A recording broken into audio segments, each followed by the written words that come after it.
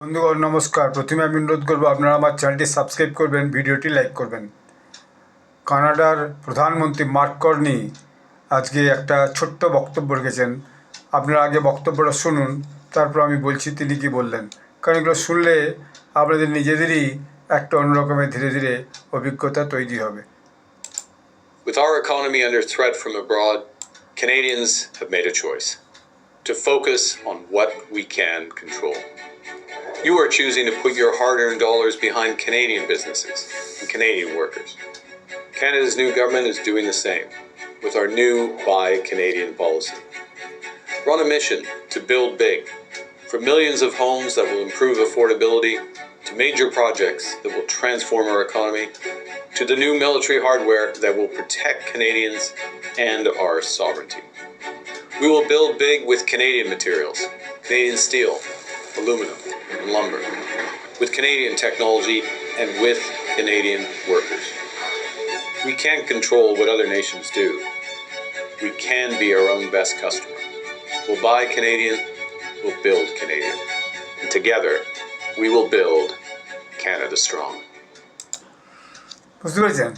এটা একটা মস্ত বড় বক্তব্য তিনি লিখেছেন যে কানাডার জিনিসপত্র কানাডাতেই তৈরি হোক, কানাডার জনগণের দ্বারা তৈরি হোক, কানাডার সিটিজেনদের দ্বারা তৈরি হোক, এবং কানাডার লোক সেটা ভোগ করুক এবং ব্যবহার করুক।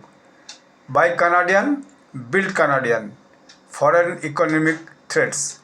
অর্থাৎ এই যে বিদেশ থেকে থ্রেট আসছে, আর্থিক থ্রেটস, 100% ট্যারিফ পাঠিয়ে দেবো।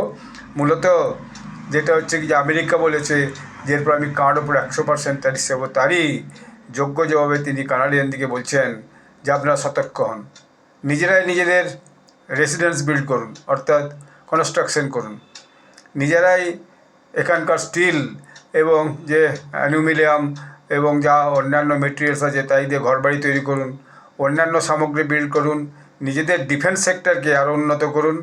আমরা এই যে ক্রমাগত বিদেশি যে অর্থনৈতিক থ্রেট পাচ্ছি, সেই থ্রেট থেকে রক্ষা করার একমাত্র উপায় হচ্ছে যে build in Canada, build buy Canadian, purchased by Canadian, used by Canadian, consumed by Canadian, like that. অর্থাৎ কানাডিয়ানরা তৈরি করবে, কানাডিয়ানরা বিক্রি করবে, কানাডিয়ানদের মধ্যে বিক্রি করবে এবং কানাডার উন্নতির জন্য সব নিজেরা কাজ করবে। এটা করতে পারলে আমরা যে বাইরের যে অর্থনৈতিক যে থ্রেটটা আসছে, যে ধমকটা আসছে, সেটা থেকে আমরা কানাডাকে রক্ষা করতে পারবো। কানাডা আগামী দিনে একটা মস্ত বড় উন্নত রাষ্ট্র হিসাবে তৈরি হবে। ধন্যবাদ।